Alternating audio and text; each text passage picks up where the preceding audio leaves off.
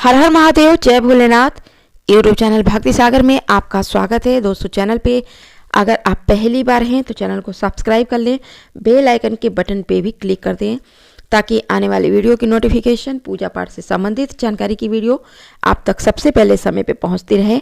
Video अच्छी लगती है तो लाइक जरूर से करें और कमेंट सेक्शन में हर हर महादेव, जय भोलेनाथ, श्री शिवाय नमस्तुभ्यम लिखना ना भूलें। दोस्तों, वीडियो को शुरू करते हैं और आज की इस वीडियो में मैं बात करूंगी माघ माह के शुक्ल पक्ष की एकादशी के बारे में। जानेंगे ये व्रत कब रखा जाएगा, 7 फरवरी को या 8 फरवरी को। जानेंगे इसके महत्व को, पूजा के शुभ मुहूर्त को, इस व्रत से संबंधित कुछ नियमों को और साथ ही जानेंगे व्रत का पारण समय क्या रहेगा और इस एकादशी के दिन किन सरल उपायों को करने से जीवन में रहेगी सुख और समृद्धि। तो दोस्तों, बिना आपका समय लिए वीडियो को शुरू करते हैं। एकादशी तिथि श्री हरि को प्रिय है। इस व्रत को करने से व्यक्ति की हर तरह की मनोकामना पूरी होती है, साथ ही जीवन से सभी कष्ट दूर होते हैं। ज्योतिष भी जीवन में व्याप्त संकटों से निजात पाने के लिए एकादशी का व्रत रखने का सलाह देता है।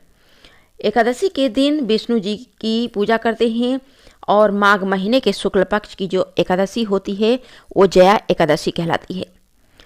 पंचांग के अनुसार माघ माह के शुक्ल पक्ष की एकादशी तिथि की शुरुआत 7 फरवरी 2025 की रात को 9:25 से होगी। समापन 8 फरवरी 2025 की रात को 8:15 पे होगा। तो उदया तिथि में यह व्रत 8 फरवरी 2025 को रखा जाएगा और इस दिन सूर्योदय सुबह 7:05 पे होगा। सूर्यास्त शाम को 6:06 पे, चंद्रोदय दोपहर 1:50 पे और चंद्रास्त शाम को 4:44 पे होगा। ब्रह्म मुहूर्त सुबह 5:21 से लेकर 6:13 तक रहेगा और विजय मुहूर्त दोपहर 2:26 से लेकर 3:10 तक। निशिता मुहूर्त की बात करें तो रात्रि 12:09 से लेकर रात को 1:01 तक है। दोस्तों, चलिए जान लेते हैं इस व्रत में क्या खाना चाहिए। जया एकादशी के व्रत में खाने को लेकर कुछ नियम बताए गए हैं। व्रत के दौरान आप शकरकंद, कुट्टू के आटे से बनी हुई रोटी आप ले सकते हैं। दूध, दही और फल भी ले सकते हैं। भगवान विष्णु को पंचामृत का भोग लगाते हैं तो उस पंचामृत को आप प्रसाद के स्वरूप में ग्रहण कर सकते हैं। व्रत में बाहर की जो बनी हुई चीज़ें होती हैं, मिठाइयाँ होती हैं, उनका प्रयोग न करें और न ही बाहर की चीज़ें खाएं। क्या खाएं? इस दिन आप सिर्फ फलाहार प्रयोग कर सकते हैं। जो लोग व्रत नहीं रखते हैं उन्हें भी इस दिन कुछ खाने पीने की चीज़ों का परहेज करना चाहिए। इस दिन आप चावल नहीं ले सकते हैं क्योंकि इस दिन चावल वर्जित होता है। अनाज और नमक भी नहीं खाना चाहिए। लहसुन, प्याज और मसूर की दाल भी वर्जित होती है। इन चीज़ों को खाने से अगर आप इस दिन बचते हैं तो श्री हरि की विशेष कृपा प्राप्त होती है। दोस्तों, चलिए जानते हैं जया एकादशी के दिन किए जाने वाले कुछ सरल उपायों के बारे में। इस दिन आप विष्णु जी की और साथ में माता लक्ष्मी जी की साथ में विधि विधान से पूजा करिए और साथ ही इनकी प्रतिमा के समक्ष या फोटो के समक्ष एक घी का दीपक जरूर से जलाइए। इससे जीवन में तरक्की की बाधाएं जो होती हैं वो दूर होती हैं। एकादशी के दिन विष्णु जी को तुलसी जी के पत्तों का भोग लगाते हैं और साथ ही संध्या समय में तुलसी जी के पौधे के पास एक घी का दीपक प्रज्वलित करते हैं।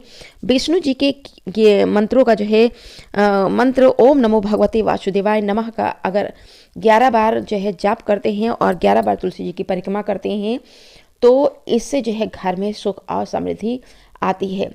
आप विष्णु जी के मंत्र है ओम विष्णु नमः का भी जाप कर सकते हैं। इससे घर की नेगेटिव एनर्जी दूर होती है, घर में सुख और समृद्धि आती है। जया एकादशी के दिन आप विष्णु जी को प्रसन्न रखने के लिए विष्णु सहस्रनाम या नारायण कवच का पाठ कर सकते हैं। इससे सभी दुख और परेशानियां दूर होती हैं और जीवन में खुशियां आती हैं। दोस्तों, जया एकादशी के दिन आप अनाज, वस्त्र, फल, गुड़ और तिल आदि का दान कर सकते हैं। इस दिन आप बेसन की मिठाई, केसर की खीर या पीले फलों का भी दान कर सकते हैं। मान्यता है कि ऐसा करने से घर में सुख शांति बनी रहती है। इस दिन आप गायों की सेवा कर सकते हैं। गायों को आप चारा खिलाइए और साथ ही जो है आप ये अगर काम करते हैं एकादशी के दिन तो इससे श्री हरि की विशेष कृपा प्राप्त होती है, साथ ही जीवन में सुख और समृद्धि की भी प्राप्ति होती है। चलिए जान लेते हैं जया एकादशी के व्रत का पारण करने का जो शुभ मुहूर्त है क्या है। व्रत का पारण आप 9 फरवरी 2025 रविवार की सुबह 7:04 से लेकर 9:17 तक के बीच में कर सकते हैं। और व्रत खोलने के बाद आप दान करते हैं तो अत्यंत ही फलदायी माना जाता है। इससे भी व्रती के पुण्य में वृद्धि होती है। दोस्तों, जया एकादशी के व्रत को करने से पितरों को आत्मा को शांति मिलती है, साथ ही जो है ब्रह्म हत्या जैसे जो दोष से मुक्ति मिलती है। वीडियो में जानकारी अगर आपको अच्छी लगी हो तो लाइक ज़रूर से करिएगा। अभी अपनी वाणी को देती हूँ विराम। मिलते हैं आगे की वीडियो में कुछ नया विषय और नई जानकारी के साथ। तब तक के लिए धन्यवाद।